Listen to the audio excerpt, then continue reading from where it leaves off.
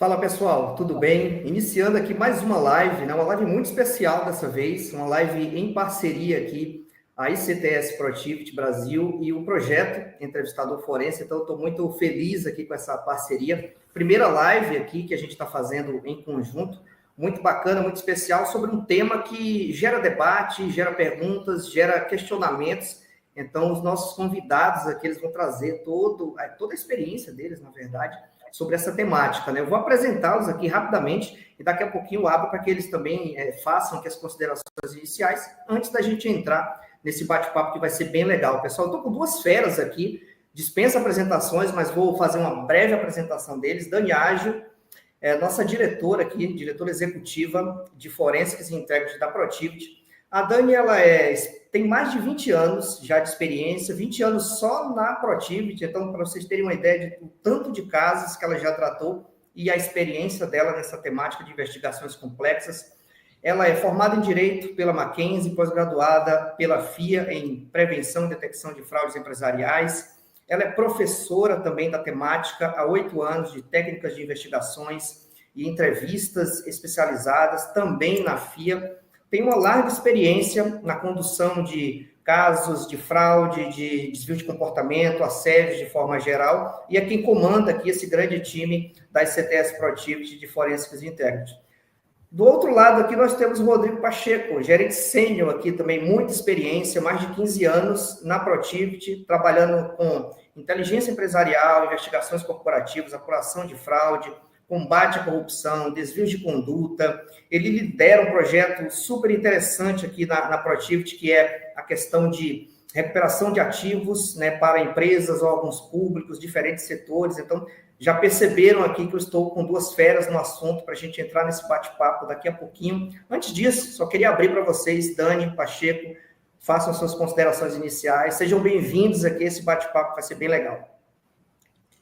Legal, Yuri. Bom, acho que considerações iniciais é agradecer aqui, né, a oportunidade. A gente está conduzindo aqui esse webinar com uma temática tão relevante e apaixonante, que é investigações de uma maneira geral, e investigações complexas, por vezes, acho que gera algumas dúvidas aqui, né, porque acho que a gente vai falar bastante disso ao decorrer aqui hoje da nossa live, né, como requer muitas vezes técnicas específicas, né, tem algumas características específicas, muitas vezes eu sinto que as empresas, de uma maneira geral, elas ficam meio perdidas, né, quando tem que conduzir alguma investigação com esse grau de complexidade, ou quando chega algum caso ali para ser tratado, que, enfim, de um nível de complexidade maior, né. Então, acho que a grande ideia aqui do nosso webinar é trazer um pouco uma luz, né, em relação a essa temática. Acho que eu estou, enfim, bastante feliz. Quero agradecer a participação de todas e de todos, né, aqui nesse webinar, nessa noite gelada aqui em São Paulo, está um frio danado, né? Então é muito, muito bacana estar aqui para a gente falar dessa temática. Bom, tá bom. Boa noite, pessoal. Aqui estou no Rio, não está menos gelado do que em São Paulo, aqui também está um friozinho, e para a gente, qualquer friozinho aqui parece Polo Norte, né? Mas, Yuri, começar falando também obrigado, né, pelo convite. Acompanho o teu trabalho, né, as outras entrevistas que você faz no seu canal, e trazer isso aqui para esse fórum é muito legal, muito especial.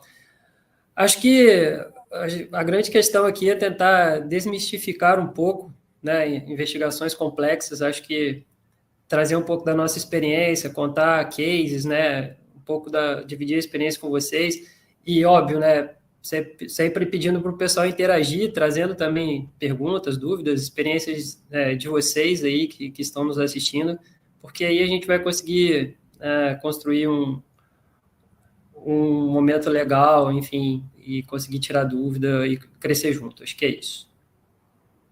É isso aí, pessoal, perfeito. Com certeza vai ser um bate-papo bem legal. E só repetindo aqui o convite do Pacheco. Fique à vontade, pessoal. Tem gente que está dando boa noite, dando seu alô aqui. Fique à vontade também para tirar uma dúvida, fazer alguma pergunta, trocar uma experiência, trazer uma vivência de vocês, porque com certeza isso vai agregar bastante aqui ao nosso bate-papo. Mas eu queria conversar com vocês, iniciando, porque é um tema muito curioso isso, porque às vezes tem gente que nem sabe ou não entende, né, o que seria uma investigação complexa, né? Será que existe, de fato, investigações que têm essa complexidade? Então, Dani, queria começar contigo aqui. Como que a gente pode, né, de forma até prática aqui para o pessoal, conceituar o que é uma investigação complexa? Legal, vamos lá, Yuri. Bom, eu acho que o conceito, né, de investigação complexa, ele por vezes envolve um fator aqui de subjetividade, né? Porque muitas vezes ele depende até mesmo do nível aqui de experiência do profissional ou dos profissionais, enfim, né, do time que está conduzindo essa investigação. Mas, em linhas gerais, né, eu vou trazer um conceito aqui, acho que as investigações complexas, elas são aquelas que, pela natureza dos fatos que estão sendo, né, apurados, investigados, né, quantidade de pessoas envolvidas nessa apuração, técnicas necessárias para a gente conseguir trazer aqui uma conclusão para esse caso, né, ou a quantidade de dados e documentos que vão ser analisados naquele caso, elas exigem métodos, né, especiais. Muitas vezes um tempo grande, né, para sua execução, ou seja, são investigações que por vezes demoram um tempo maior, né, para a gente concluir, enfim, para a gente ter ali as constatações, exigem muitas vezes recursos e ferramentas específicas, né, e articulação de diversos stakeholders, né, ou seja, é muito comum nesse tipo de investigação que existam ali diversas pessoas que têm que participar ali da condução ou até das tomadas de decisão. Então, muitas vezes a gente tem que envolver os jurídicos, muitas vezes a gente tem que envolver auditores, né? Muitas vezes a gente tem que envolver até dentro das organizações pessoas, né? Com nível altos executivos ou até mesmo conselho de administração. Então, são investigações que têm essas características, né? E detalhando um pouquinho mais, né, dessas características das investigações complexas, eu vou citar aqui as principais, tá? Que elas podem ser ou isoladas, né, ou em conjunto. Acho que a primeira delas, conforme eu já mencionei, detalhando um pouco mais, é a natureza dos fatos que estão sendo investigados, né? Então, geralmente são investigações que se utilizam de meios sofisticados aqui para ocultar crimes, muitas vezes, né? Então, envolvem fraudes e desvios que podem trazer impactos relevantes na continuidade dos negócios, né? Multas severas, muitas vezes, ou acordos de leniência e riscos de imagem. Então, eu trouxe tem alguns exemplos, né, que são os mais comuns da gente tratar nesse tipo de investigação, que são fraudes contábeis e casos de corrupção, por exemplo, né? Outra característica, né, Yuri, que eu acho que é bastante comum é a multidisciplinaridade, né?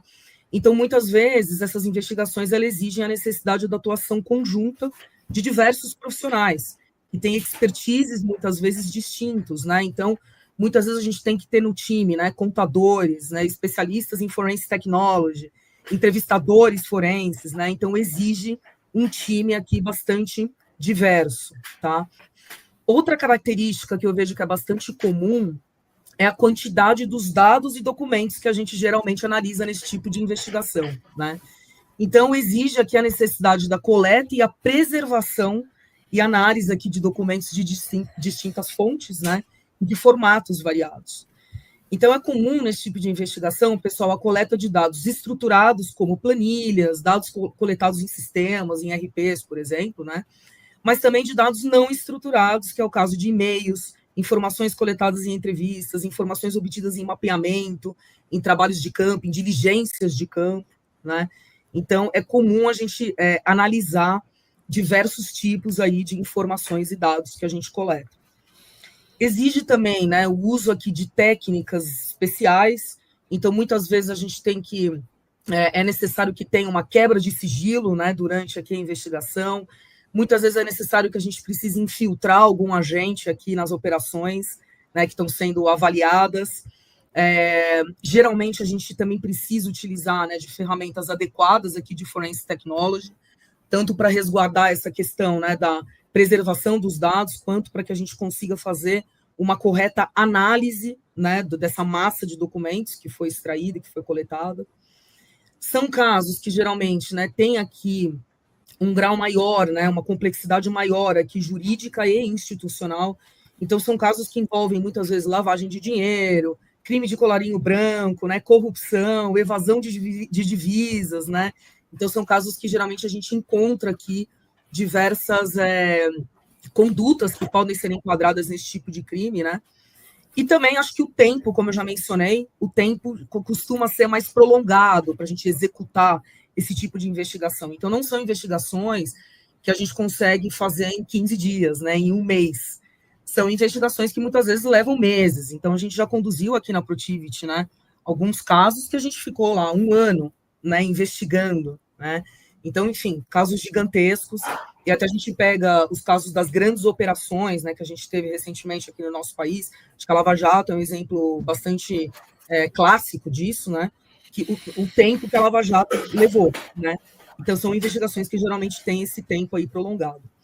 E, por fim, até para não me alongar muito aqui no conceito, né, eu acho que é legal trazer um embasamento legal aqui para essa definição, Yuri, que, inclusive, existe uma resolução aqui normativa, né, do Conselho Nacional do Ministério Público, que é a resolução 181 de 2017, que ela está bem alinhada com o conceito que eu trouxe até aqui, né, que diz o seguinte: investigação complexa é aquela que, por sua natureza, exige diligências especiais, utilização de técnica e conhecimentos diferenciados, bem como a colaboração de diversos órgãos e profissionais. Tá? Então, acho que, em linhas gerais, é isso. Perfeito, Dani. Ouvi atentamente aqui o que você trouxe, e aí, assim, de tudo que você veio trazendo aqui, eu fiquei me perguntando, né? Poxa, deve ter muito desafio em relação à condução dessas investigações, né? E o pessoal também deve estar se perguntando isso. Então, eu queria trazer o Pacheco aqui para o circuito. Pacheco, eu sei que você já conduziu diversas investigações complexas, inclusive algumas a gente participou, eu e você juntos. E eu queria que você trouxesse aqui, desses cenários que a Dani trouxe aqui para a gente, o que você consegue trazer para a gente como os principais desafios? Bom, eu trago o principal, né, que eu enfrento sempre, é gerenciar a expectativa, tá? Principalmente com os clientes, né, com quem precisa das respostas. A questão da pressa, né, versus o resultado, a gente tem um trade-off aqui muito importante. Então, por mais que a gente entenda a dor do cliente, né, por mais que a gente tenha o mesmo senso de urgência e a gente quer entregar um bom trabalho e entregar as respostas, a gente precisa de tempo, né? Então, investigações precisam de tempo. Muitas vezes a gente começa uma investigação com um escopo e termina com aquele escopo vezes 3, né? Porque ao longo da investigação a gente vai achando caminhos, enfim, as coisas vão se desdobrando. Então, muitas vezes, né, a gente precisa fazer um trabalho aqui de convencimento, né, explicar detalhadamente para C-level, para conselhos, que as investigações precisam de tempo, né? Então, a partir daí, né, desse ponto, é muito importante que a gente defina um cronograma factível, né, e que a gente cumpra esse cronograma, deixe esse cronograma visível para todos os agentes envolvidos, para os patrocinadores. Enfim, o cronograma é importante. Um outro desafio, a Dani já até mencionou anteriormente, é gerenciar equipes multidisciplinares, né? Então, nesses momentos, a experiência conta muito, porque você ter o conhecimento, um pouco de conhecimento de cada área, de cada setor, de todas as frentes de trabalho envolvidas, né? Isso vai te ajudar, vai ajudar você a lidar com as pessoas, vai ajudar a manter as pessoas engajadas, né? Seja de qual setor for, não só os investigadores, né, mas as pessoas de dentro das empresas também, das áreas de auditoria, do jurídico, enfim, quem estiver envolvido.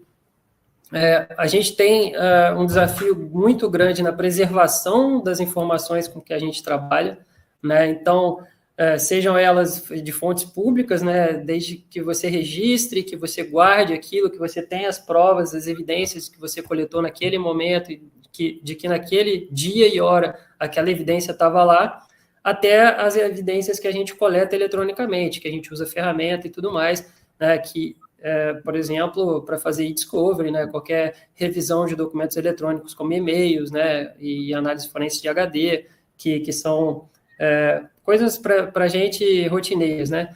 A gente tem que ter a ferramenta adequada para fazer essa coleta, tem que fazer essa preservação num ambiente seguro, enfim, para manter a transparência, para manter a confidencialidade e para manter até a integridade dos dados, né? Óbvio, né? Muitas das nossas investigações vão terminar em processos judiciais. Então, quando chega esse momento, né, é muito importante que essas evidências elas estejam preservadas e íntegras, para que elas realmente valham, né, e causem e alcancem o objetivo, né? Acho que é por aí, tá? A Dani também mencionou a questão de sigilo cliente-advogado, né? Esse é uma característica importante, não posso deixar de falar. Investigações complexas muitas vezes envolvem aí agentes públicos ou envolve exposição da marca e a empresa, né, que está trabalhando, que está conduzindo a investigação, ela não quer se expor e é óbvio que o sigilo cliente-advogado ajuda muito nessas horas. Então, é uma característica marcante também desses casos complexos, né? A gente lidar com os escritórios, fornecer as informações a eles para que eles façam esse filtro e repassem para os clientes finais. Só fazendo uma observação aqui, na verdade, complementando aqui um pouco do que o Rodrigo trouxe, Yuri, ele trouxe muito a visão de consultoria, né? Mas acho que muitos dos nossos ouvintes aqui passam por essas dores estando dentro das organizações, né? Que eu acho que os desafios são os mesmos, né, pessoal? Então, eu acho que o Rodrigo deu um foco bastante importante na questão do cronograma, né? De como é importante a gente administrar essas expectativas em relação ao time necessário para a gente concluir aqui uma investigação. Eu acho que essa é uma dor que as áreas internas aqui, né, das companhias, compliance, enfim, jurídico, né, auditoria, que muitas vezes conduzem também, né, investigações aqui num grau maior de complexidade, são desafios também que as pessoas atravessam, né? Enfim, mas eu acho que é fundamental, sendo, né, de consultoria ou estando aqui internamente aqui nas organizações, que seja feita a administração correta aqui desse cronograma, porque a pressão ela existe, independente de quem está conduzindo aqui a investigação, né? Então, muitas vezes a gente pega casos, inclusive, que o próprio cliente já fez alguma análise interna, já conduziu parte da investigação, e eles já colocam para a gente essa questão do tempo como algo crucial. Olha, a gente já está levando um tempo aqui, sei lá, um mês mergulhado nesse assunto, e agora, de fato, a gente precisa concluir, mas a gente ficou limitado em relação às ferramentas que a gente tem, ou em relação até mesmo, né, o expertise que a gente tem aqui internamente. Então, a gente precisa de uma ajuda, mas eu preciso que vocês deem aqui uma resposta rápida, né, para essa investigação, né? Então, acho que, de fato, é um desafio grande aqui que existe, porque, por vezes, a investigação ela tem que ter o tempo dela, né? Tem coisa que a gente consegue, sim, fazer para acelerar, mas tem coisas que não tem como. Exige um mínimo de tempo para você coletar dados, para você processar informações, para você entrevistar pessoas, para você cruzar as informações que você precisa, né? Eu acho que hoje a gente vai falar um pouco mais para frente, mas só dando aqui um spoiler, né? Eu acho que hoje ferramentas de inteligência artificial podem ajudar muito nisso, né? Ou seja, podem aumentar muito a eficiência aqui e agilidade de investigação, mas ainda é uma realidade que, enfim, né? Que exige o seu tempo, né? Então, acho que por vezes é muito difícil administrar esse tipo de ansiedade, né? Perfeito, Dani. E até fazendo um adendo aqui com o que o Pacheco trouxe, você também trouxe agora, né? Falando de equipe, né? Falando de equipe das empresas, né? Muita gente tem uma equipe, muita empresa tem uma equipe reduzida, né? Sim. E é uma complexidade maior para eles, porque como é que ele vai ter uma equipe talvez multidisciplinar, né? Isso deve ser uma dor, né? Que eles sentem internamente lá, porque às vezes é duas pessoas, é o gerente mais uma ou duas pessoas ali, e eles têm que se virar nos 30, né, como se diz, né, para resolver. Né? Equipe, né? Às vezes é só um. Exatamente, às vezes é equipe, né? Como eu tenho alguns colegas que são coordenadores ou gerentes, mas é só eles na área atuando, para receber denúncia, para entrevistar, para investigar, para fazer qualquer atividade. Isso é bem complexo, né, olhando pela perspectiva deles também, né? Perfeito. E aí, Dani, trazendo um ponto aqui, vocês trouxeram algumas frases, algumas palavras que eu queria linkar com outra situação. Principalmente quando você estava na tua fala, Dani, o que me veio na cabeça foi o seguinte, que acontece com a gente em consultoria, né? Que é o seguinte, às vezes o cliente ele toma uma ação por conta própria lá, por exemplo, né? Ou seja, ele, como você comentou, ele faz uma investigação, passa para a gente como consultoria e quer uma ação rápida depois. Ou, às vezes, ele faz alguma ação lá, por exemplo, de demitir o principal suspeito, que já aconteceu com a gente aqui algumas vezes, né? Demite a pessoa e depois vem com a gente para tentar corrigir um pouco, para correr atrás do prejuízo, né? E nesse cenário, Dani, eu queria entender contigo, e aí, Pacheco, fica à vontade também, quais as cautelas que a gente tem que ter na condução de investigações dessa natureza, que pode até gerar um impacto negativo, né, para a empresa, para a consultoria que está atuando na sequência. Falem um pouquinho sobre isso.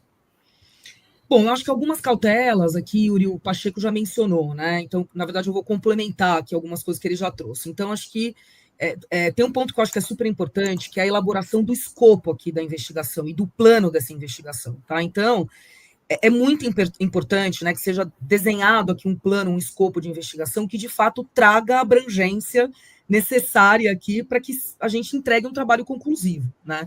Porque muitas vezes, e até por conta até dessa pressão de tempo, muitas vezes a gente acaba fazendo um escopo reduzido e esse escopo reduzido não vai trazer aqui os elementos suficientes que a gente precisa para trazer aqui um trabalho conclusivo, né? Então, quando existe o acompanhamento de shadow, por exemplo, acho que a gente vai falar um pouquinho mais, né, para frente disso, o escopo ele tem que atender às exigências aqui do time. Eu estou escutando um ruído aqui, vocês estão me ouvindo, pessoal? Sim, estamos te ouvindo, Dani. Deu um ruído, mas parou já. Passou, né? Tá bom, legal. Então, voltando aqui, né?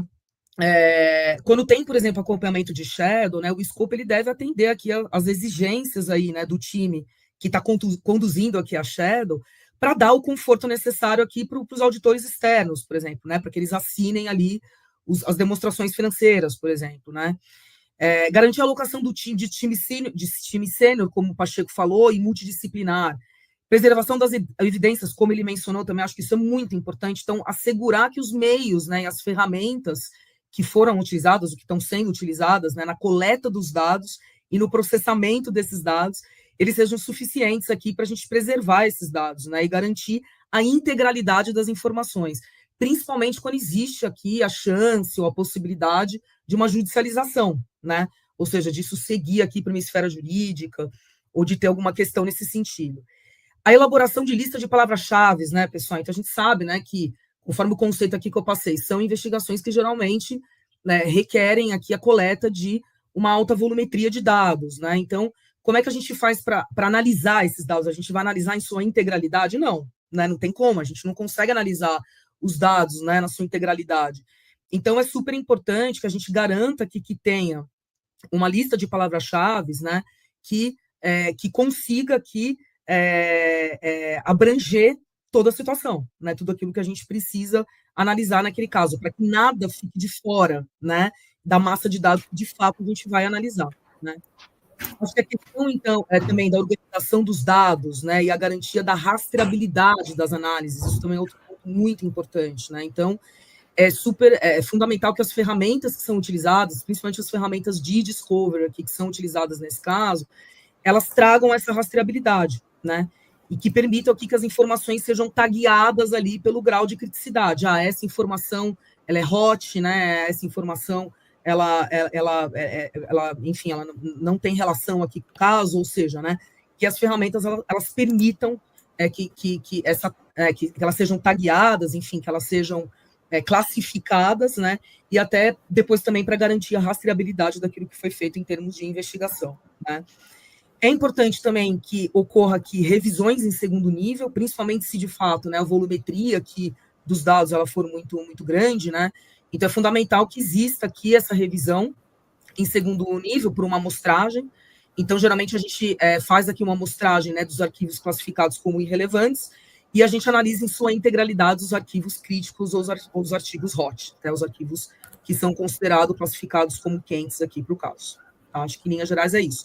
Você trouxe outro ponto super importante, Yuri, né, na sua introdução. Você estava falando, cara, muitas vezes a gente pega aqui casos, né, que já foram feitas algumas análises, ou até que o alvo, ou pessoas que podem ser relevantes aqui para a investigação, elas nem estão mais ali enfim, não estão mais na estrutura ali da empresa, né, já foram desligados, ou muitas vezes elas pedem demissão, né, tem muitos casos que as pessoas, elas percebem que enfim, que o gato subiu no telhado, né? Ou que, enfim, que existe alguma análise já em andamento, ou que existe alguma desconfiança de alguma situação ali, né, que tenha acontecido, e elas mesmas têm aqui, enfim, a iniciativa de pedirem desligamento ou de saírem da companhia, por razões óbvias, né?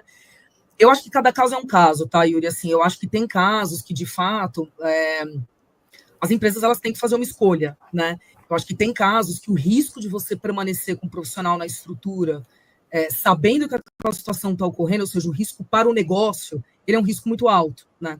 Então, tem situações realmente que eu acho que as empresas elas têm que tomar uma medida de ruptura mais urgente, mesmo que isso interfira na investigação, né? Porque eu também não acho que a investigação ela tem que se sobrepor ao interesse do negócio. Acho que as coisas elas têm que andar aqui em conjunto. Agora, sempre que possível, inclusive a recomendação que a gente dá é que, de fato, as pessoas, ou seja, né, os alvos ou os custodiantes, né, as pessoas que, enfim, que elas serão objeto aqui, né, da análise, que estarão aqui no hall, né, principalmente de entrevistados, né, que elas ainda estejam na empresa, porque naturalmente que a gente tem aqui maior potencial para a gente coletar evidências quando essas pessoas ainda estão no dia a dia ali dos negócios, né? Mas eu acho que essas coisas, elas, de fato, eu acho que elas têm que ser avaliadas e analisadas caso a caso aqui.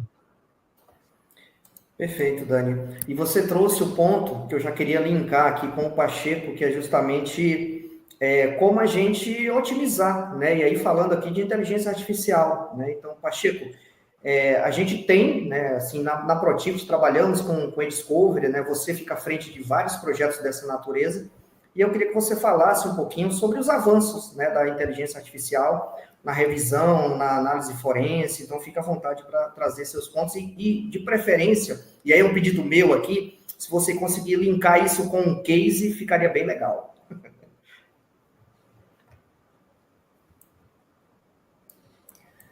Tá bom.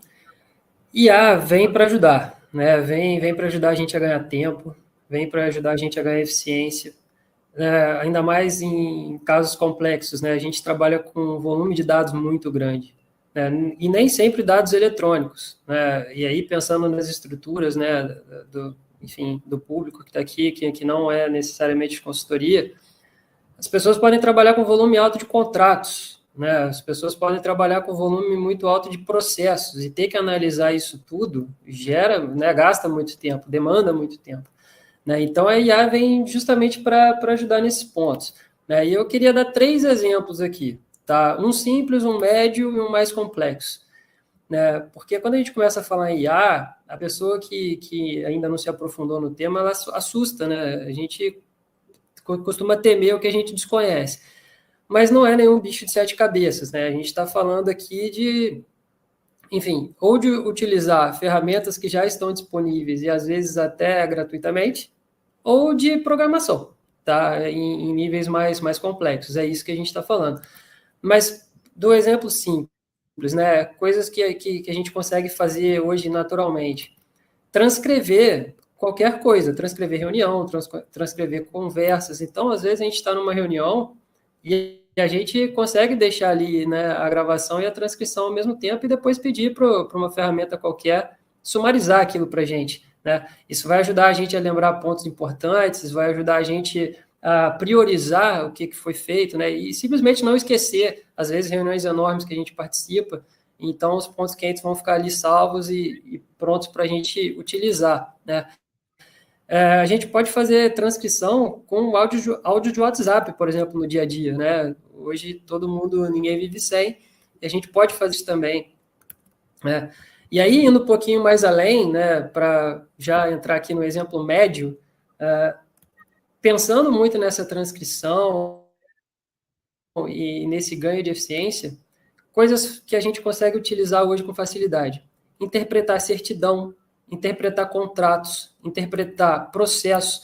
A gente consegue fazer com que a inteligência artificial traga para a gente só os pontos quentes. A gente não precisa olhar esses documentos na íntegra, né? A gente pode descartar o juridiquês, a gente pode descartar coisas que não fazem muito sentido para análise ou para os casos e focar naquilo que realmente interessa, né? Então, a inteligência artificial ela faz esse trabalho para a gente, tá?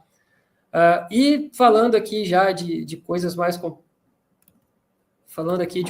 complexas, e trazendo aqui até para um ambiente de discovery, que é uma coisa que a gente faz aqui, né, um dos nossos carros-chefe, fazer análise forense, aí a gente tem, sim, ferramentas hoje muito, muito avançadas, né, que conseguem levar a gente para outro nível, né? Por exemplo, a gente consegue criar modelos, né, de inteligência dentro das nossas plataformas de revisão, que eles não trabalham mais só com palavra-chave, né? Eles conseguem pegar as nossas palavras-chave e sugerir outras novas, que às vezes o próprio consultor não conseguiu pensar, né? Às vezes, baseado no volume de dados e ali no treinamento da máquina, a plataforma consegue até achar apelidos, né? Apelidos que a gente desconhece. Então, desde que tem uma recorrência, que tem uma sequência, e que o Yuri só mande e-mail para o Pacheco, chamando o Pacheco de outro nome, a máquina vai interpretar aquilo e vai sugerir para a gente poder acompanhar também. Então, isso é importante dentro das investigações, né? Além disso, a gente pode treinar a máquina para fazer o que a gente quiser. Um exemplo muito legal são casos de assédio, né? Se a gente tem uma base de dados, e vamos supor aqui que a gente está falando de caixas de e-mail, né? A gente tem 30 caixas de e-mail, o servidor de e-mails todo de uma companhia. E a gente, previamente, programa a máquina para ela entender os padrões daquelas conversas, né? E deixa ali algumas palavras-chave, algumas sentenças que a gente sabe que caracterizam assédio, seja ele moral ou até sexual. A gente consegue antecipar isso e toda vez que a gente rodar, o programa já vai trazer para a gente que aquela conversa tem aquele teor. E aí cabe, né, a quem tiver o analista ou o revisor aprofundar e olhar com um pouquinho mais de cuidado, né? E, óbvio, aplicar as regras e tudo mais para ver se é aquilo ali mesmo, tá? Então, tem muita coisa para fazer, tá? Usar expressões regulares para fazer filtros. A gente consegue, por exemplo, dentro de uma base de dados gigante, dizer o que é documento pessoal e o que não é, né? E isso já faz a gente ganhar muito tempo, né? Dentro de uma análise. A gente consegue focar, né? Seja lá qual for o nosso objetivo. Às vezes, olhar o conteúdo pessoal, né, de uma pessoa que deixou numa máquina corporativa pode ser bastante interessante. Mas às vezes não, às vezes por uma questão ali de privacidade, a gente prefere não olhar isso, né, e focar só nas questões corporativas. Enfim, as aplicações são várias, tá? E aí, falando um pouco de palavra-chave e até de fronteira, onde que a gente está agora, né? A gente está saindo de um modelo de palavra-chave normal para entrar começar a pensar em IA generativa, tá? A gente vai conseguir daqui a algum tempo, e os principais softwares de mercado, né, eles já estão se movimentando nessa direção, a gente vai conseguir, sem precisar fazer nenhuma query, né, sem precisar fazer nenhuma busca específica, utilizando ali linguagens técnicas, a gente vai conseguir perguntar para a máquina, como a gente faz com o chat GPT, olha, por favor, busca para mim esse tipo de conteúdo aqui dentro dessa base de dados. E a plataforma já vai trazer para a gente mastigado. Enfim, isso é um avanço espetacular, tá? A gente vai ganhar muita qualidade, muito tempo mesmo daqui para frente. Então, a gente está nesse momento. Excelente. Eu acho que o Rodrigo ele focou bastante na questão da análise de dados não estruturados, que, de fato, eu acho que é um maior desafio que a gente tem, né, Rô, nas investigações aqui complexas, para analisar essa base de dados. Porque os dados estruturados, já existem N ferramentas, né, inclusive ferramentas de data analytics, tal, que ajudam a gente nessas análises. Agora, os dados não estruturados, que sempre foi o nosso calcanhar de Aquiles aqui. Né? Então, eu acho que o grande benefício que traz a inteligência artificial nesse contexto é em relação a esse tipo de dado, né?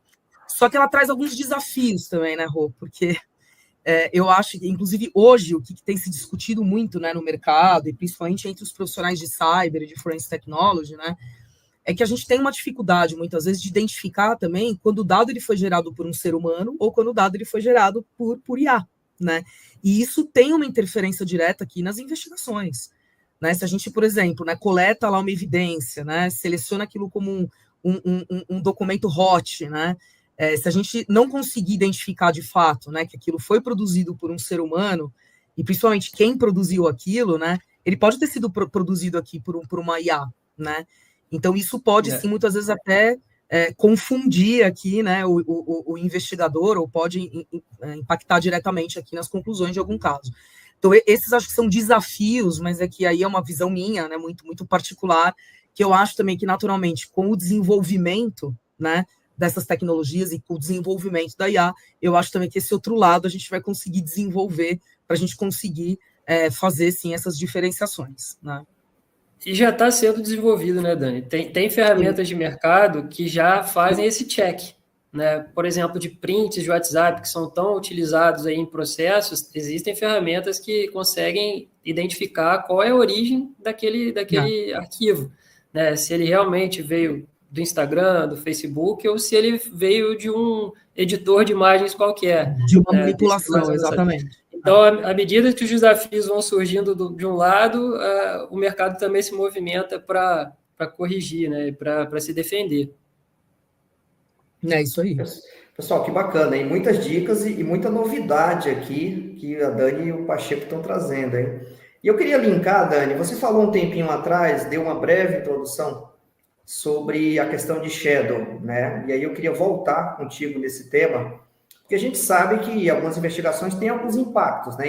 Em assinaturas de demonstrativos financeiros.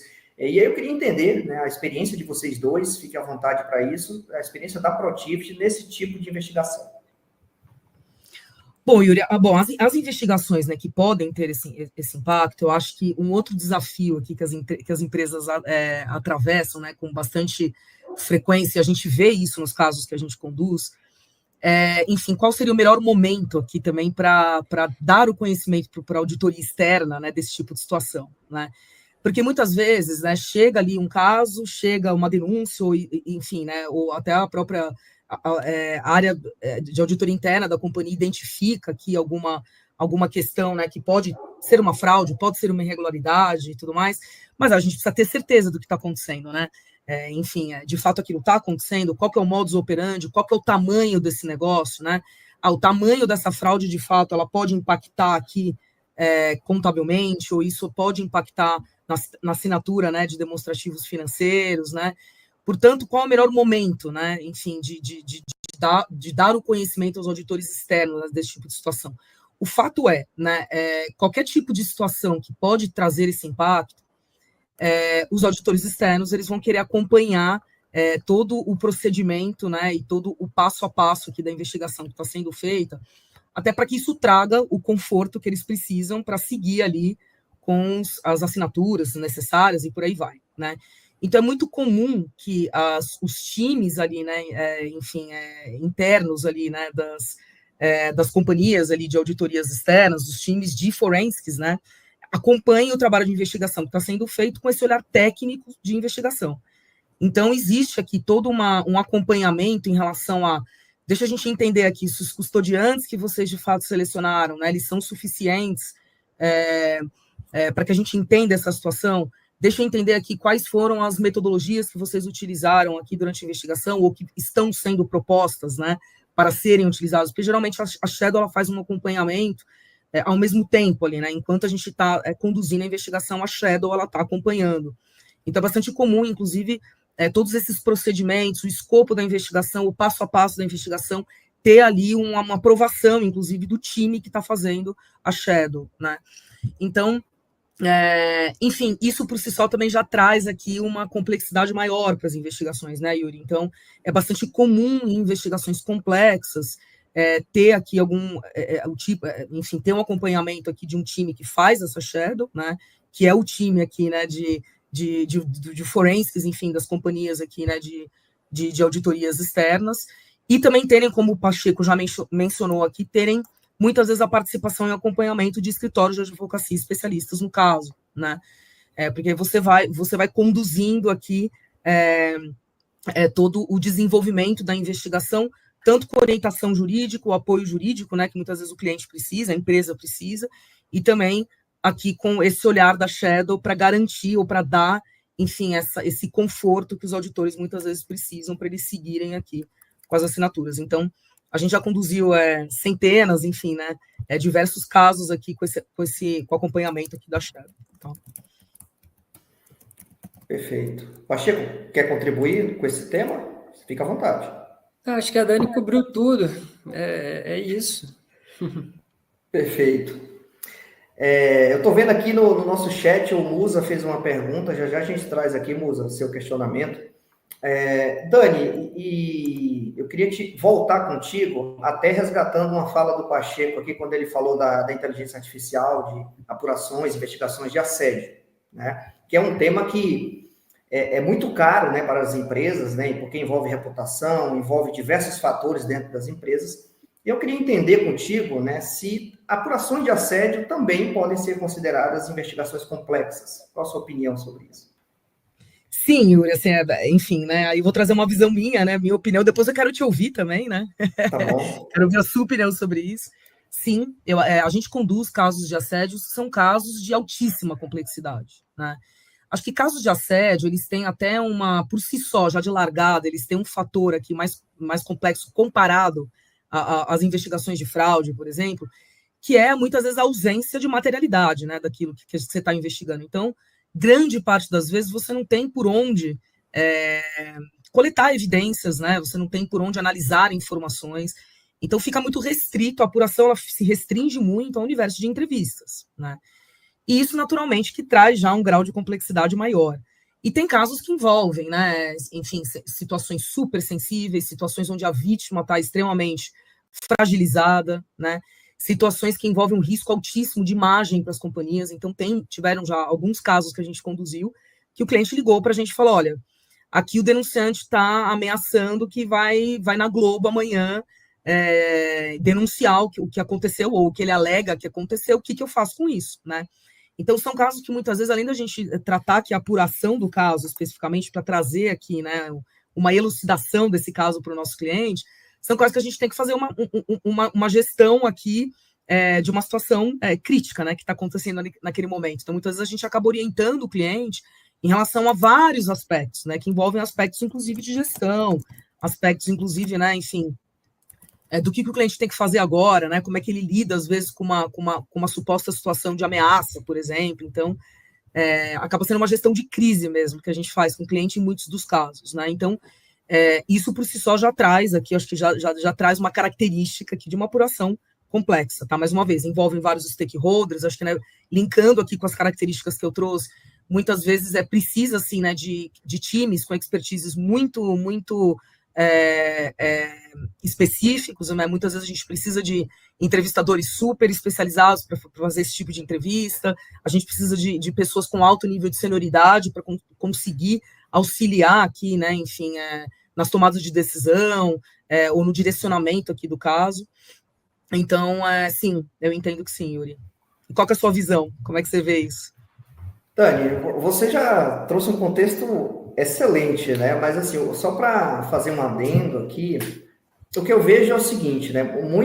Eu considero, sim, né, respondendo a pergunta que eu fiz, né? Eu considero, sim, uma investigação complexa, por alguns fatores também, só complementando o que você falou. Por exemplo, às vezes, né, alguns denunciados são membros da alta direção da empresa. Às vezes é o CEO da empresa, ou um vice-presidente da empresa que está sendo denunciado ali de assédio moral ou de assédio sexual, né? É um conselheiro da empresa, é um diretor estatutário, membro de comitê e por aí vai. Então, só o fato, né, de termos essas pessoas, né, esses atores, num cenário de investigação ou de apuração de assédio, já dá uma alta complexidade ali para a situação, até porque, muitas das vezes, a empresa ela nem sabe como tratar isso, né? Poxa, o meu CEO está sendo denunciado, o que eu faço, né? Ou o meu vice-presidente, o cara que cuida aqui do financeiro da empresa, eventualmente ele está sendo denunciado aqui de um assédio sexual, né? O que eu faço, né? Como que eu vou tratar isso? Afasto a pessoa, não afasto a pessoa? A gente tem ou não tem alguma norma que possa cuidar disso? Muitas das vezes as empresas nem têm uma normativa interna para que, quando são, assim, pessoas de alta hierarquia denunciadas, o que eles vão fazer com isso, né? E contratam uma consultoria externa, como é o caso da Protivit, não contratam, vamos tratar internamente, né? Então, eu vejo que isso que eu estou falando, às vezes são dores que eu já escutei de clientes também, e fazendo trocas, bate-papos com colegas também que tratam esse tipo de situação. E por isso que eu estou trazendo, né? Que é uma questão super complexa, né? Envolve ali uma gestão de crise, Dani, como você falou, né? E a tratativa, né? Eu vejo que o resultado lá, eu sempre gosto de falar que ele deve ser bom para todo mundo, né? Tanto para a empresa, como para a vítima, como também para o denunciado, né? Eu acho que a gente tratando dessa forma, a empresa, ela consegue dar uma resposta para aquela pessoa ali que se sentiu vítima daquela situação, consegue tratar também o denunciado ali com o respeito que ele merece, né? Não só em razão da posição, mas pode ser um operacional ao CEO, deve ser tratado da mesma forma. Sim. Né? E a gente aqui, como consultoria, puxando o gancho para a gente aqui, a gente tem um olhar imparcial, né? A gente tem um olhar isento sobre toda essa situação. Yuri, quem é um compliance officer ou membro de uma equipe não tem esse olhar isento? Claro que tem, mas às vezes você fica um pouquinho mais amarrado com o que você pode ou não fazer, né, Dani? E aí, falando tudo isso, queria também que você, se quiser acrescentar, fique à vontade. Eu acho que você toca num ponto importante, Yuri, que é muitas vezes uma dica que eu dou para os nossos clientes, né? Sobre como é importante eles estabelecerem uma governança, né, desses casos, né? Ou seja, quais os casos que a gente vai conduzir internamente, quais os casos que a gente vai ter que eventualmente terceirizar, quais os casos que a gente é limitado, ou seja, até aqui a gente consegue atuar, porque a gente tem essas ferramentas, aqui a gente não vai conseguir atuar, porque, né, falta ferramentas específicas, ou a gente precisa de um perfil muito específico que a gente não tem dentro de casa, ou aquelas áreas que tem o eu-quipo, né, conforme a gente já mencionou, ou seja, às vezes existem estruturas que não têm pessoas suficientes para conduzir uma apuração mais complexa, ou uma apuração de um caso maior, que exige, né, muitas vezes, uma equipe maior, uma alocação maior. Então, eu acho muito importante que as empresas tenham uma governança desenhada para isso, né? Enfim, dentro das suas políticas de apuração e tudo mais. Então, quando a gente vai tratar internamente, até que ponto a gente pode ir, quando a gente não consegue tratar internamente, quais são as opções de mercado que a gente tem, o que a gente tem que fazer, enfim, quais situações a gente tem que terceirizar. Então, acho que isso é um ponto super importante, né, Yuri, ter, enfim, essa governança, né? Perfeito, Dani. E até trazendo o gancho para uma temática que eu sempre gosto, né, as lives que eu faço, né, eu sempre costumo trazer uma pergunta relacionada à entrevista, né? Mesmo que eu esteja falando sobre controle interno, sobre qualquer outro tema lá no canal. Perfeito. Eu sempre trago, olha, o foco do canal é a entrevista, então pelo menos uma pergunta de entrevista tem que ter. Né? Eu sei que a Dani já fez muita entrevista, eu acho que ela nem gosta de entrevistar mais, eu vou perguntar, ela vai falar sobre isso daqui a pouco. Mentira, adoro, entrevista é uma das minhas paixões. Pacheco também é entrevistador, já fez diversas entrevistas, e eu queria falar um pouquinho com vocês sobre isso, até linkando essa questão de apuração de assédio e de fraude também, né? Uhum. Eu queria entender, trazendo para o Pacheco aqui, Pacheco, você falou sobre a questão da inteligência artificial, na parte de análise forense, de e-discovery, mas qual é o teu entendimento sobre a utilização, né, de inteligência artificial também na condução de entrevistas, né? Você acha que a inteligência artificial um dia vai substituir ali o entrevistador? Nós vamos perder o emprego em relação a isso? Qual é a tua opinião? Não, eu acho que não. Tem uma questão, tem um fator humano em entrevistas que é essencial, tá? Não tem como substituir. A ferramenta vai ajudar muito. E de novo, né, existem ferramentas hoje em dia que capturam o áudio das entrevistas e trazem para você tudo mastigado, que você consegue usar para te ajudar a fazer as análises, né, de observar pontos quentes durante as conversas, mas a experiência, o treinamento do entrevistador é fundamental, né? Você tá ali no olho e conseguir perceber linguagens não verbais, né? Isso é essencial para a gente, é parte da nossa metodologia e isso não vai se perder, né? Acho que é isso. Ouvindo vocês, vou me atrever a trazer um exemplo aqui, tá? Vou voltar um pouquinho no que vocês estavam conversando sobre a complexidade em casos de assédio. Ouvindo vocês, eu me lembrei de um caso que eu toquei, que envolvia uma instituição de ensino, né, que você falou pelo lado do denunciado, né? Eu vou falar pelo lado do denunciante, quando a complexidade está do lado do denunciante. O denunciante era um menor, né? No caso, era um aluno que estava denunciando um professor por assédio sexual. Isso, acho que só de dar o tom aqui já dá a complexidade necessária do caso, né? Você imagina a governança disso, né? Como que isso teve que ser tratado, a seriedade, as decisões elas foram embasadas muito tecnicamente, tanto nas políticas internas da empresa quanto na lei, né? Houve um suporte jurídico muito forte nesse caso. Enfim, é um exemplo que eu me lembrei aqui né, de complexidade em casos de assédio. Perfeito. Dani, sobre a questão das entrevistas, quer complementar? Você ainda gosta de entrevistar, né? Pelo jeito, né? Eu adoro. Não, eu acho que não tem como a inteligência artificial substituir aqui o entrevistador, né, Yuri? Eu acho que, como o Pacheco mencionou, acho que pode ajudar, acho que já ajuda a gente, acho que, enfim, a gente já utiliza aqui algumas ferramentas no nosso dia a dia, de transcrição ali de entrevistas, né, de um resumo ali que as ferramentas já fazem, que isso aumenta aqui a eficiência, principalmente da questão da elaboração de relatórios e tudo mais. Existem algumas ferramentas, né, algumas eu acho que são ferramentas que são interessantes, outras ferramentas eu já sou um pouco mais cética, assim, né, mas enfim, existem ferramentas que auxiliam, inclusive, nessa questão da comunicação não verbal, né, de fazer uma leitura ali de microexpressões, ou até mesmo na questão da paralinguística, né, de trazer, porque aqui tem indícios aqui de um momento mais de tensão, porque aquele aumentou o tom de voz, enfim, né, mas a gente sabe, né, Yuri, que entrevista é algo muito mais complexo do que isso, né. Aliás, pessoal, falando aqui de complexidade de investigação, na minha visão, eu acho que a atividade mais complexa que existe numa investigação é a entrevista, tá? Eu acho que é a atividade mais complexa, né? Eu acho que a gente, de fato, conseguir extrair ali uma fonte, extrair uma informação de uma fonte humana, extrair de uma forma correta, extrair de uma forma ética, extrair de uma forma baseada na empatia, é algo que é muito difícil, tá? Não é uma tarefa fácil, né? Então, mais uma vez, eu acho que isso, nenhuma tecnologia, nenhuma inteligência que não seja humana, acho que vai conseguir substituir isso, tá, Yuri? Mas, mais uma vez, eu acho que sim, tem muitas coisas que a gente consegue colocar aqui para auxiliar.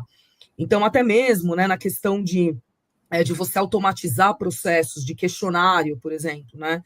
Então, isso é algo que a gente, na Protiviti, por exemplo, já faz, né? Então, você automatiza ali a aplicação de questionários e já tem uma inteligência artificial, né, desenvolvida para que consiga trazer ali uma primeira conclusão em relação à análise que a inteligência artificial fez sozinha ali das respostas daquele questionário, né?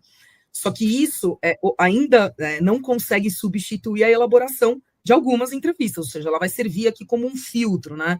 Tem casos que ao invés de você ir lá entrevistar 50 pessoas, você automatiza esse processo, extrai ali alguns inputs importantes, mas aí você vai lá e faz as entrevistas que você precisa fazer para você, de fato, ter uma conclusão mais robusta aqui do caso.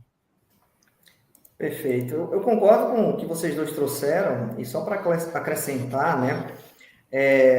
A gente já usa aqui algumas ferramentas, né? E aí eu tive acesso até algumas atas, algumas transcrições, né? Do que a ferramenta pode fazer em termos de entrevista, a transcrição ali do que a pessoa falou, né? E o interessante é que, além de otimizar, né? Ela traz sugestões para a gente, como o Pacheco bem trouxe, né? Então, o próprio entrevistador, né? Tem um framework de entrevista que é o PICE, né? E na última etapa dele é justamente a autoavaliação do entrevistador. E a própria ferramenta de IA ajuda a gente a fazer isso. Eu estava lendo aqui algumas transcrições e a IA trouxe, olha, sugestões para a próxima entrevista, ou seja, não fazer perguntas muito longas, talvez essa pergunta não foi feita no momento mais adequado. Então, a própria ferramenta de IA, ela te dá um feedback sobre como foi a tua entrevista. Isso é bem legal, né? Então, recomendo a todos os colegas que os que não fazem essa autoavaliação, que façam, porque vai, com certeza, deixar a entrevista de vocês muito melhor, mais satisfatória, mas tem a IA aí também para poder ajudar a gente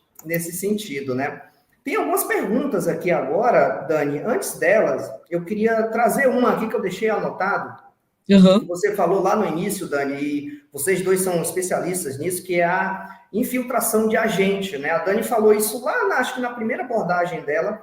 A gente faz aqui na Protiviti, né, esse tipo de atividade. Tem muita gente aqui, Dani, que desconhece como que são, né, os meandros desse tipo de atividade. E aí eu queria que vocês dois falassem a experiência aqui de vocês nesse tipo de atividade, que a gente chama de trabalho de campo ou inteligência em campo, que é uma atividade complexa também, que pode deixar a investigação mais complexa do que ela já é também. Fique à vontade.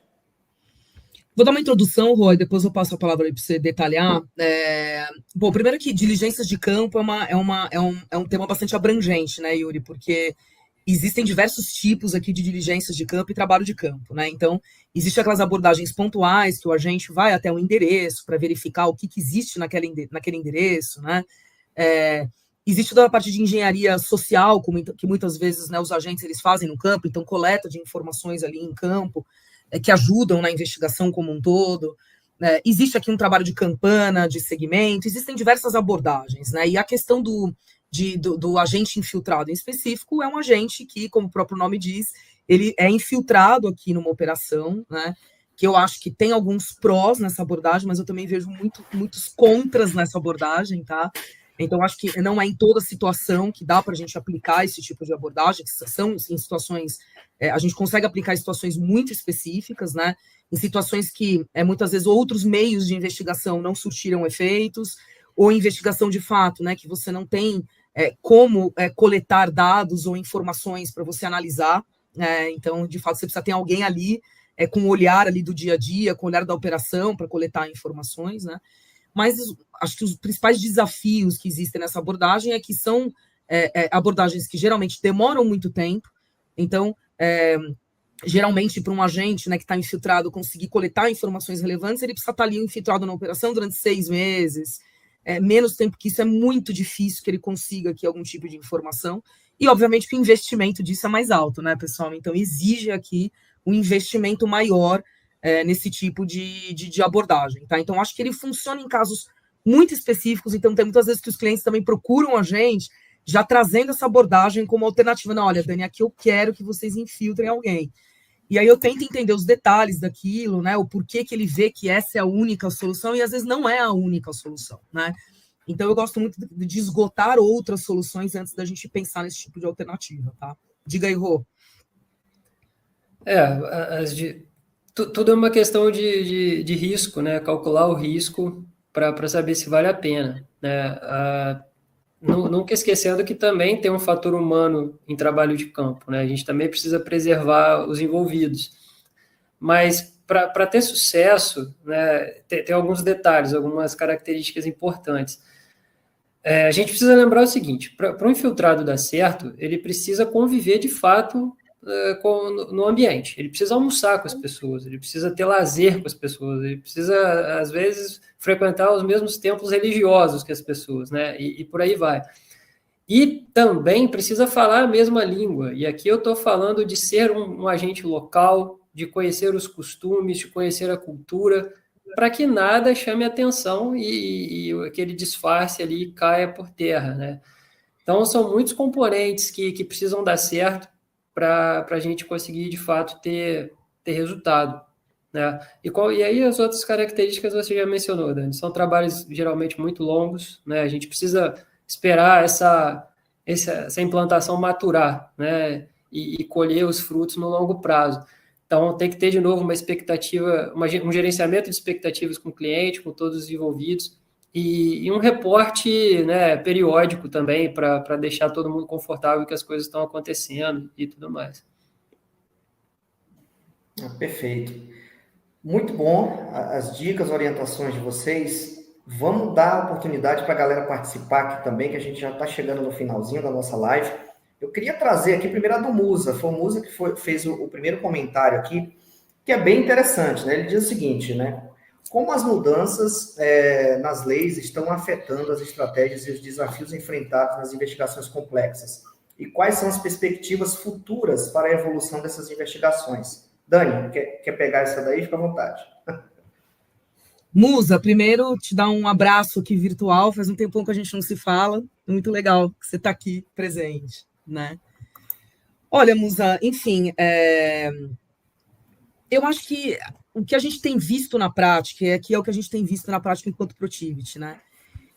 Hoje em dia não é mais tão comum a gente se deparar com um caso de investigação complexa, tá? Acho que os casos de investigação complexa, eles estão diminuindo, pelo menos é um pouco a visão que a gente tem, e eu converso com naturalmente, com muitas pessoas do mercado, muitos colegas, né, nossos aqui que trabalham, né, na mesma área que a gente, converso muito com escritórios de advocacia sobre isso, e eu vejo que é uma percepção um pouco generalizada, tá? Então, acho que casos complexos, e aí óbvio que tem os casos, né, de apuração de assédio, que são complexos, como a gente mencionou. Esses casos eu vejo que, pelo contrário, a gente tem se deparado cada vez mais com esse caso, mas quando você olha para aqueles casos complexos clássicos, né, como grandes operações, né, essas grandes investigações, hoje são casos muito pontuais, né? Eu acho que todo o movimento que teve ali, principalmente em relação à legislação, né? Em relação às sanções que foram estabelecidas, né? Relacionadas a esses casos, os acordos de leniência e tudo mais, obviamente, né? Que eu acho que fez com que as empresas elas olhassem para essas questões de uma forma mais cautelosa, né? Colocassem uma lupa nesse tipo de questão e que também tratassem desse tipo de tema de uma forma preventiva, né? Então, ou seja, eu defendo muito isso. Acho que investigação, pessoal, eu adoraria que tivesse uma investigação por dia aqui, porque naturalmente eu gosto muito de investigar, né? Mas não é o melhor dos cenários, né? Acho que a investigação você está enxugando gelo. O melhor dos cenários, de fato, é que as empresas elas não cheguem nesse ponto, né? Não cheguem no ponto de precisar investigar, né? Que implemente uma série de medidas aqui preventivas para que as situações elas não ocorram, né? Então, eu vejo que em relação às investigações complexas, né? Elas têm reduzido a quantidade, ou seja, a gente se depara menos com investigações complexas, né? Mas quando a gente se depara com uma investigação complexa, eu acho que ela contém essas mesmas características que a gente citou aqui. Ou seja, né, acho que tem toda essa questão, né, da coleta de alta volumetria de dados, muitas vezes são dados não estruturados, que você precisa ter uma ferramenta específica para isso. São, enfim, né, situações que você precisa entrevistar pessoas, conversar, seja entrevista exploratória, entrevista confirmatória, você precisa, então, para isso, ter uma equipe multidisciplinar, enfim, todas aquelas características, né? Então, eu acho que nunca vão acabar as investigações complexas, né? E algumas, inclusive, acho que tem um grau de complexidade que tende a aumentar, porque também as fraudes vão ficando mais complexas, né, pessoal? Acho que as fraudes elas vão ficando cada vez mais robustas, né? Então, naturalmente que as investigações elas tendem a acompanhar essa natureza aqui do caso, tá? Mas em termos de quantidade, né? Quantas vezes a gente se depara com uma investigação complexa dessa natureza, falando de investigação de fraude, né? Semelhante ao que aconteceu ali nas grandes operações, eu vejo que isso tem reduzido, tá? Pelo menos é uma visão minha. Perfeito. Quer complementar, Pacheco? Fica à vontade. Eu complementaria pensando ainda nas grandes operações, né? O Musa fala em mudança de lei. Eu percebo hoje muito mais, vamos lá, o C-level, né? Ou os grandes patrocinadores, né? As pessoas que mais se preocupam com as empresas, muito mais dispostos a colaborar ou a se engajar em investigações do que antes. Então, eu vejo como um resultado positivo, sabe? A mudança da lei, principalmente a começar a responsabilizar pessoas físicas, ela gerou esse sentimento, gerou esse impulso das empresas começarem, de fato, a investigar mais. Né? As pessoas se preocupam mais em resolver os casos. Então, nesse sentido, falando do futuro, né, que o Musa comenta ali, eu vejo com bons olhos, tá? Eu vejo que as pessoas estariam mais engajadas a descobrir e, de fato, apurar irregularidades, tá? Perfeito. Vamos tentar colocar aqui agora a do Thiago Bahia, que acho que ela é bem interessante, depois a gente traz a da Jéssica. O Thiago, ele comenta um pouco aqui sobre quais as estratégias ou ferramentas que os palestrantes recomendam para lidar com a resistência interna, né, obstrução, garantindo a integridade e o sucesso da investigação. Vou começar contigo, Pacheco. Pois é, lendo aqui a pergunta do Thiago, obrigado, Thiago, pela pergunta. Eu pensei assim, primeira coisa, garantir a integridade do dado, você tem que pegar o dado na fonte, né? Poxa, você viu que tem uma obstrução, você sobe, né? Você sobe a requisição, você pede acesso à fonte original dos dados. Isso acontece muito quando a gente precisa levantar dado de sistema, né? Quando a gente precisa pegar uma base de pagamentos, uma base de fornecedores, enfim, vá até a fonte, né? Construa um caminho para você acessar essa fonte dos dados, que aí você rompe essa barreira, tá? Dani, que você complementar, foi o meu entendimento da pergunta do Thiago. Não, bem na verdade, quando eu li a pergunta, eu tinha entendido de um outro jeito, né? Que pode até ser também um sentido aqui que o Thiago quis dar, mas depois da sua explicação, eu acho que o teu entendimento faz mais sentido, tá, Pacheco?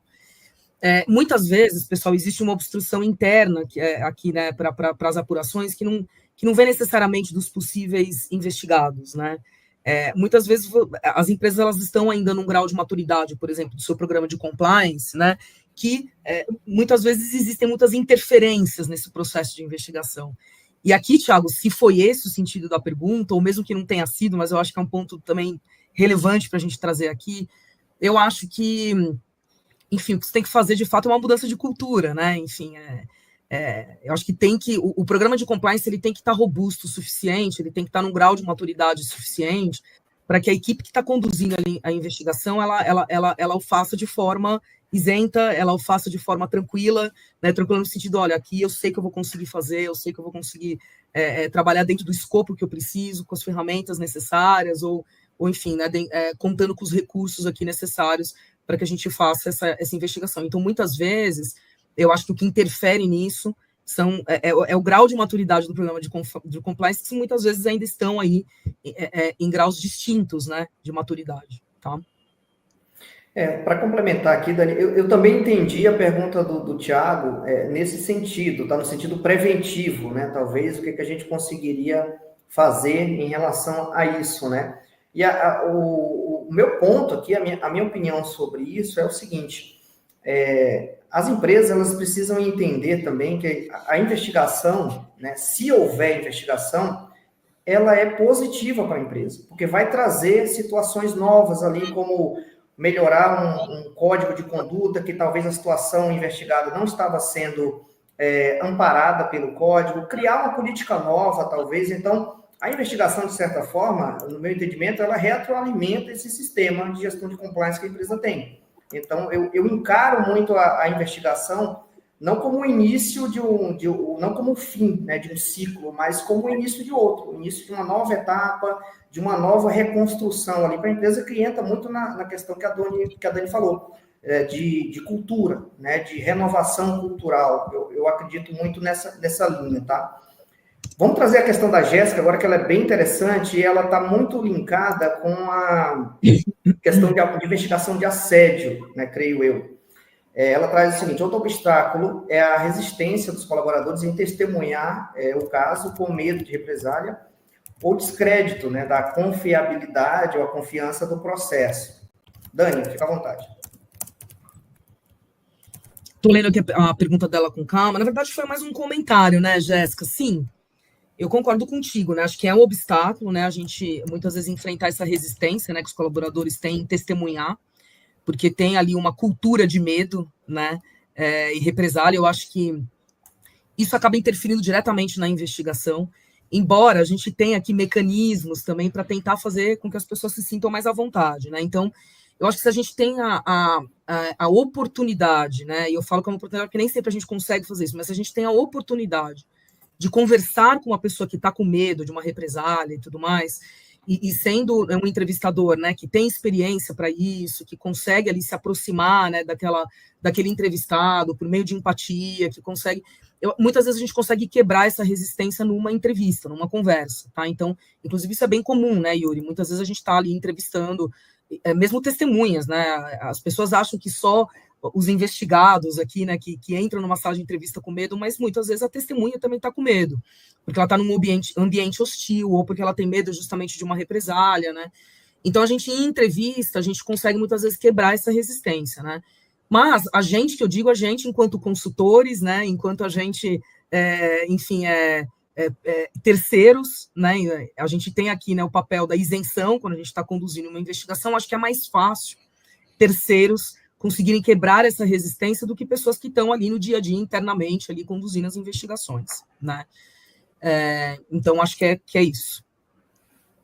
Perfeito, Dani. E o que você falou, né, só para linkar com a tua fala, às vezes é uma própria experiência negativa, né, que o entrevistado teve, ou a vítima, ou a testemunha, né, passou por uma experiência ali de uma outra entrevista ou de uma outra colaboração que para ele não foi bom, não foi produtivo, ele se sentiu talvez desrespeitado, e aí aquela primeira impressão é a que fica, né? Eu falo, olha, se alguém for te entrevistar é desse jeito. E a minha dica vocês vão conseguir mudar isso ao longo do tempo, né? Claro, estudando, melhorando, né? Trazendo uma pegada de empatia, de rapport, como a Dani falou. E para linkar com isso, temos uma última pergunta aqui, acho que dá tempo ainda dessa pergunta, que é a do Douglas, né? O Douglas sempre colaborando também no projeto Entrevistador Forense, sempre ativo lá, participando. Ele está trazendo aqui a questão das ferramentas, né? Quais as ferramentas de inteligência artificial recomendam que podemos utilizar para conduzir entrevistas, né? Quer trazer, Dani, Pacheco? Fiquem à vontade, vocês dois. Não, essa aí eu acho que é legal você responder, Yuri. Tá bom, tá bom. Vou não assumir aqui. Nenhuma pergunta, acho que essa é sua. Perfeito, perfeito. Douglas, a gente está começando a estudar, né, sobre a utilização de ferramentas de inteligência artificial para conduzir, né, para ajudar, na verdade, na condução de algumas entrevistas, né? Um pouco a gente já falou que, claro, está otimizando aqui os nossos processos, isso já é evidente aqui, até na confecção rápida dos nossos relatórios, né? Agora, em termos de ferramentas, eu não vou citar nenhuma aqui, eu sei que você tem meu contato, eu te passo o nome de pelo menos umas duas que vai funcionar aí para você. E, claro, você tem que alinhar muito aqui, a minha dica é alinhar o custo-benefício, né, sobre essa ferramenta, né, se ela vai realmente te ajudar, né, no custo-benefício, na prática das entrevistas. Para a gente aqui, eu comecei a usar recentemente, tá? Então, ela está ajudando, está otimizando, está melhorando. A consultoria aqui, né, a Protivit, a gente desenvolve algumas ferramentas internas que já fazem a transcrição de imediato e ajudam a gente a só organizar um pouco o texto, o relatório já está praticamente pronto, tá? Que é algo que a gente está desenvolvendo internamente, mas tem ferramentas de mercado também, muitas estão divulgando, aí se você olhar Instagram, LinkedIn, tem um monte de gente compartilhando, eu vou te trazer umas duas lá, um nome de algumas, que eu acho que vai te ajudar bastante, tá bom? Dani, quer trazer algum ponto sobre isso? Quer complementar? Não, acho que é isso, Yuri. Acho que a gente ainda está testando algumas ferramentas que podem ser utilizadas em lugares de entrevista, né? E aqui talvez a questão do Douglas não seja nem tanto direcionado para a elaboração de relatório. Porque eu acho que a elaboração de relatório... Mesmo, né? Na condução mesmo, né? Porque eu acho que a elaboração de relatório ela acaba sendo um calcanhar de Aquiles para a gente aqui de consultoria, né? Exatamente. Muitos relatórios para fazer. Eu acho que é importante a gente conseguir, sim, aumentar a eficiência nessa fase aqui do nosso trabalho. Agora, para quem busca na inteligência artificial para conduzir, de fato, as investigações, pessoal, assim, eu conheço algumas de mercado, eu, honestamente, ainda não usei nenhuma ferramenta de IA para entrevistas, tá? Mas existem algumas de mercado, e, enfim, eu acompanho ali alguns comentários de pessoas que utilizam. Então, como eu mencionei, tem ferramentas que eu sei que ajudam aqui, inclusive na leitura, né, da comunicação não verbal, que ajudam na leitura aqui e na tradução, né, de sinais de paralinguística, enfim, ou na identificação de emoções, então tem ferramentas que ajudam já a fazer isso. Inclusive, essas ferramentas de transcrição de texto, pessoal, elas já ajudam isso. Tem, inclusive, ferramentas da própria Microsoft que ajudam na questão de identificação de emoções, né, no texto, tá? Mas, mais uma vez, né, Douglas, eu acho que isso ainda não substitui aqui o entrevistador, porque, tudo bem, você pode até ter aqui alguns elementos que essas ferramentas te trazem, que pode te ajudar de alguma forma, mas eu acho que a entrevista ainda tem aqui muito o papel, né, do ser humano mesmo ali fazendo a entrevista. Mas eu acho que sim, essas ferramentas elas podem te ajudar a te dar uma direcionada, né, ou eventualmente, se você também faz muitas entrevistas, elas podem ajudar a reduzir ali o tempo, né, tanto de execução quanto de elaboração de relatório, tá? Exatamente. E Dani, aproveitando até que a Marla também, ela disse que gostaria de saber, né, o Douglas, no meu canal, no YouTube, no projeto Entrevistador Forense, lá tem um vídeo de um colega nosso que ele tem uma ferramenta, ele desenvolveu uma ferramenta que faz entrevista, ou seja, a ferramenta é que entrevista a pessoa. Essa é uma dica, né, para você dar uma olhadinha lá também. E uma outra dica, acredito que você está lá no grupo do WhatsApp, lá do projeto Entrevistador Forense, o nosso colega Marcelo, ele também desenvolveu uma ferramenta que é muito focada para a questão de seguros, ou seja, quando tem um sinistro, um acidente, a inteligência artificial, ela que conduz a entrevista lá para pegar as primeiras informações de como foi o acidente, como é que estava a situação. Então, essas são algumas dicas que eu te dou, tá? E aí depois a gente pode conversar também melhor sobre isso. Acho que o Pacheco deu uma caidinha, deve estar voltando. Dani, aproveitando aqui, eu acho que a gente tem mais uns 2 minutinhos, eu queria trazer esse ponto aqui do André Malma, né? O André também é entrevistador, colega também, a gente troca muita ideia. Ele trouxe o seguinte, se a gente conseguir colocar aqui na tela, mas eu vou ler aqui. Ele trouxe assim, algumas técnicas citadas, né, estão relacionadas a investigações da polícia judiciária, que necessitam de autorização judicial, como é o caso da infiltração. Aí ele pergunta, como isso é equacionado? Você quer Então, responder? André, esse tipo de infiltração que a gente está se referindo aqui, ela não requer nenhuma autorização judicial, tá? É uma pessoa que ela é contratada pela empresa, então ela entra lá nos quadros do colaborador da empresa, tá? Mas, enfim, ela faz um trabalho ali no dia a dia dela de coletar informações, de coletar algumas percepções, né? De tentar se aproximar de pessoas e tal, para tentar coletar informações que sejam relevantes para uma investigação, tá? Então, mais uma vez, a gente configura esse tipo aqui de abordagem dessa forma, ou seja, ela é uma pessoa contratada dentro enfim, dos padrões normais aqui de contratação de qualquer companhia, tá? Ela passa pelo processo seletivo, ela assina contrato, e ela é contratada como qualquer outra pessoa. Perfeito. Acredito que não temos mais perguntas. O Douglas está agradecendo aqui. Que é isso, Douglas? Vamos trocar ideia. Fica à vontade para me procurar aí também, procurar a Dani, o Pacheco. Pessoal, as nossas considerações finais aqui, eu queria agradecer a todos, tá? Acho que foi bem interessante aqui, bem rica nessa live, principalmente a parceria que a gente está fazendo aqui, começando com o projeto Entrevistador Forense. A nossa produção aqui, olha como eu estou chique, né? Estou chamando a nossa produção, né? Essa produção eu não tenho lá no meu canal. Quem sabe a gente leva para lá também. A gente colocou aqui o link do projeto Entrevistador Forense, o link da Protivit também, tá? Do site aqui para vocês poderem dar uma olhadinha, nos procurar. Tem também, pessoal, um grupo do WhatsApp recém-criado com a temática das entrevistas investigativas. Me procurem, que eu coloco vocês no grupo. Lá é um grupo fechado, tá? Tem troca de ideia, tem aulas, né? Então tem uma pegada bem legal. A Dani já está por lá, inclusive vai dar uma aula lá para a gente em breve. E é isso. Dani, Pacheco, agradeço a presença de vocês aqui, foi muito bom, aprendi muito com vocês. Fique à vontade aí para vocês trazerem suas considerações finais. Não, acho que eu só queria agradecer mesmo, Yuri, tá? Acho que foi muito, muito bacana, muito enriquecedor aqui, né? Agradecer a participação aí do pessoal que assistiu a gente. Enfim, reforçar que a gente está à disposição, enfim, também tem todos os meus contatos aqui no canal e tudo mais. E é isso, só agradecer. Bom, eu também, né? Obrigado pela oportunidade, Yuri. Foi muito legal. Agradecer a todo mundo que está aqui depois do expediente, né? Escutando a gente, interagindo. Obrigado mesmo, pessoal. Agradecer a nossa equipe de marketing aqui. Agradecer a Aline também pela ajuda, por todo o suporte. E estou à disposição, pessoal. Quem quiser me procurar, me adiciona no LinkedIn. Vamos conversar. É isso aí. Pessoal, estamos finalizando aqui nossa live. Um abraço a todos. Até a próxima. Tchau, tchau.